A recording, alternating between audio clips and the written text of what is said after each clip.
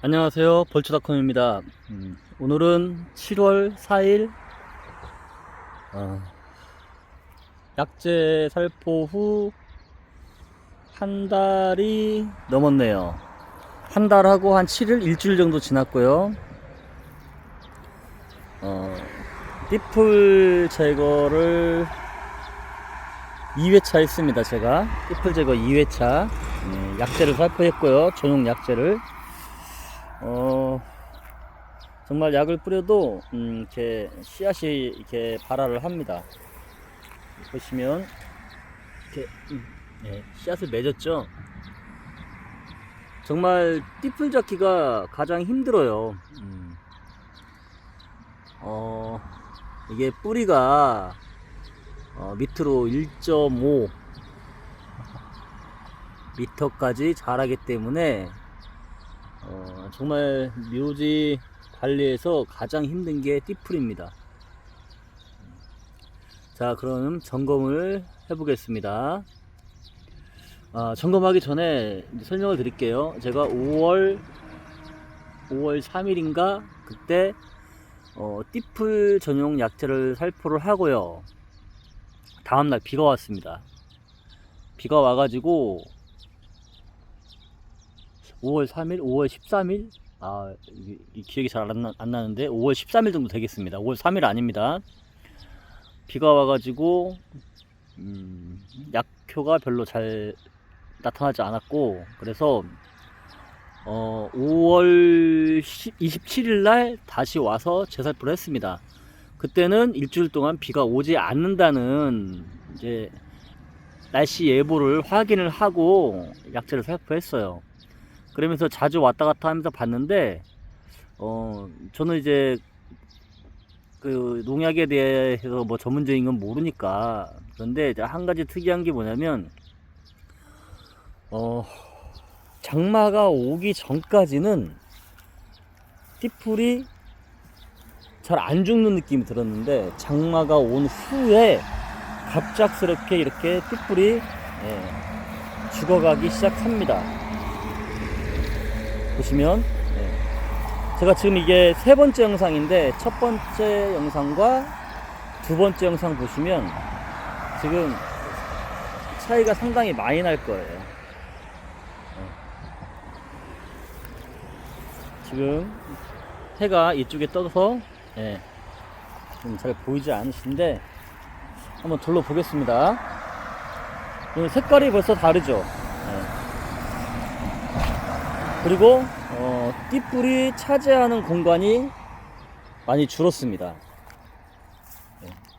그리고 바닥에서 잔디가 이렇게 올라오고 있어요.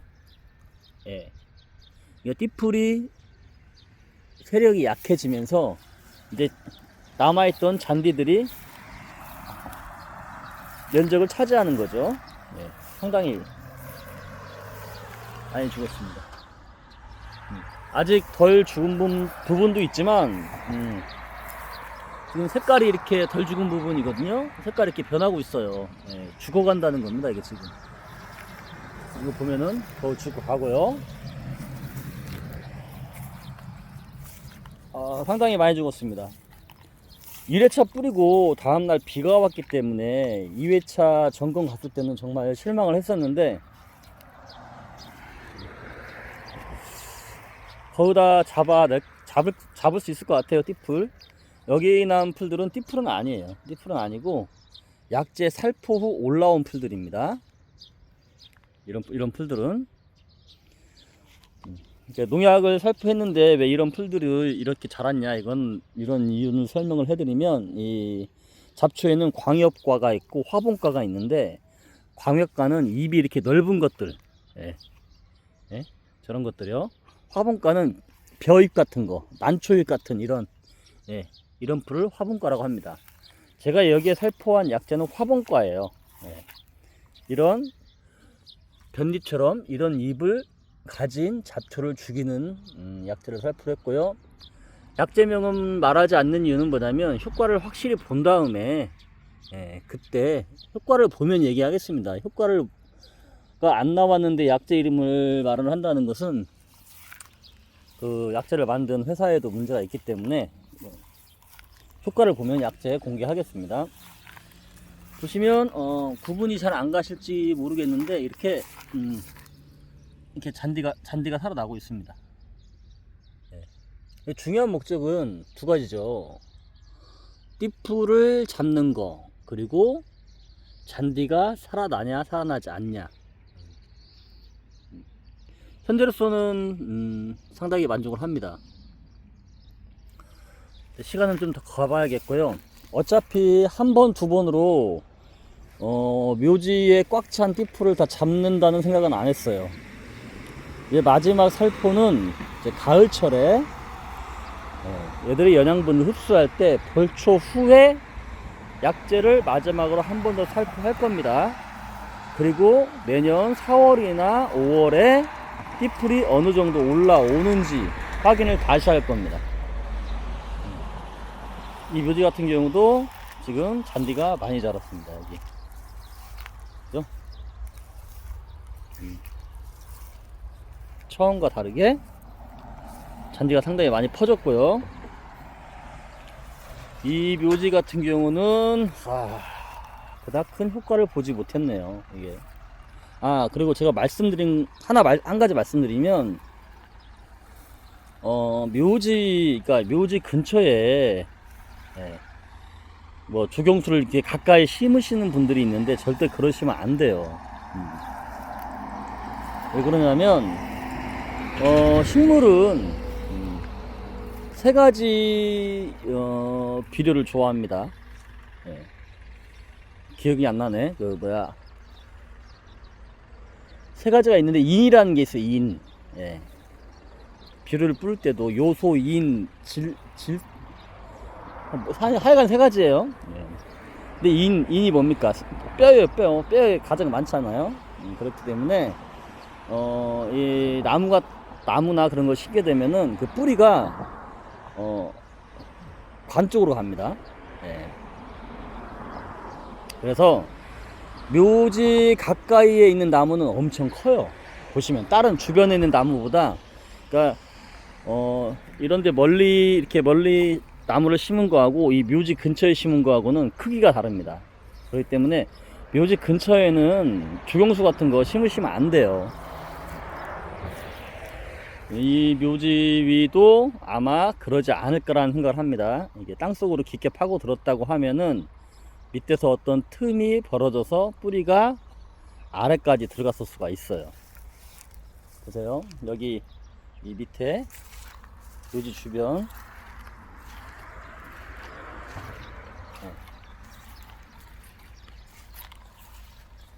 이 묘지 주변하고 띠풀이 많이 자란 이 묘지 주변하고 띠풀이 별로 자라지 않은 이 묘지 주변하고 뒤쪽은 좀 많이 자랐구나. 좀 느낌이 다를 거라고 생각하는데 조금 적어요. 확실히. 자, 아무튼 묘지를 와서 구석구석 살펴본 제 결과로는, 제 느낌으로는 죽어가고 있는 게 확실히 보입니다. 확실히 죽어가고 있고 띠풀이 성장을 하지 못했어요. 언뜻 보면 다 잔디 같아요. 잔디. 살짝 멀리서 보면은 잔디를 한번 짧게 쳐놓은 잡초가 자라지 않은 그런 묘지 같습니다. 이것도 좀 생각을 해봐야 될 것 같은데 이 묘지 중간으로 해서 이쪽보다는 이쪽이 더 띠풀이 많이 죽었어요. 이 이유가 뭔지는 참 저도 모르겠네요. 왜냐면 여기에 뭐 그늘이 크게 지는 것도 아니고, 아니면 이 소나무 해가 이렇게 넘어 올라오고 그러면서 이 소나무가 만든 그 그림자에 어떤 영향을 받는지도 모르겠습니다. 아무튼 지금 세 번째 왔어요. 세 번째 왔고 2차 뿌리고 점검인데 지금은 만족합니다. 지금 만족합니다.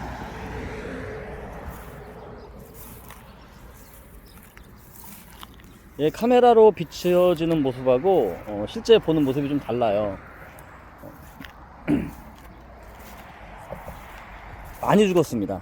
예, 많이 죽었어요. 빽빽했었는데 군데군데 예, 빈자리가 많아요. 띠풀이 다 죽어서. 참 그래도 이 약을 쳐도 이렇게 어떻게든 살아남으려고 해요. 이게 본능인가 봐요. 생명이라면 이게 종족을 퍼뜨리는 게 아마 본능 같습니다. 끝까지 살아남아서 이것도 다 죽었는데 예, 끝까지 살아남아서 씨앗을 발화해요. 이렇게. 예.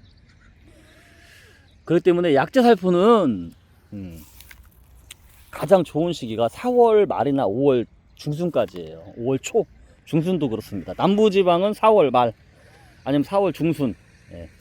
좀 중부지방 같은 경우는 5월 초까지는 약재를 살포해야 되고 풀 깎는 것도 풀이 자랐을 때 깎으면 이미 베린 거예요. 왜 그러냐면 풀이 자라면 씨앗을 맺지 않습니까?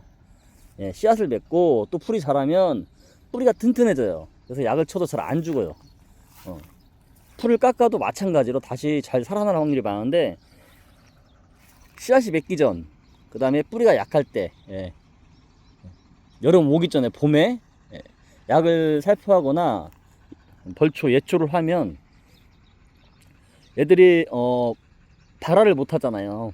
예, 씨앗을 못 뿌리고 죽지 않습니까? 그렇기 때문에 해를 거듭할수록 예, 더 좋은 효과를 볼 수가 있습니다. 근데 많은 분들은 꼭 풀이 이렇게 많이 자라야 풀을 깎아요. 예, 굳이 그렇게 할 필요가 없는데 눈에 보기 흉해야 깎는다니까요, 풀을. 그러지 마시고 일찍 하세요. 좀 일찍 하시면 그게 훨씬 더 효과가 좋습니다. 나중에 올라오는 풀들이 있어요. 이제 올라오는 시기가 다 다르기 때문에 예. 이제 이런 풀들은 그렇게 많이 못 자라니까 묘지관리나 예, 풀을 깎을 곳이 있다면 풀이 자라는 데 가지 마시고 풀이 올라왔을 때 어느 정도 풀이 발목 위까지 올라왔다, 예, 그 정도 때 작업을 해주시는 걸 저는 강력하게 추천드립니다. 아무튼 오늘 1회 약재 살포 후 10일 정도 지난 후에 2회 약재 살포 후 한 달하고 일주일 지난 정도입니다. 그러니까 37일 정도 지나고 나서 다시 묘지를 방문을 했는데 결과는 만족스럽습니다. 아주 만족스러워요. 마지막 한 번만 더 살포하고 내년 4월에 띠풀이 얼마나 많이 올라오는지, 그리고 이 묘지에 띠풀이 제거되고 잔디는 얼마큼 다시 살아나는지 확인을 해보겠습니다. 네, 이상 벌초닷컴이었습니다.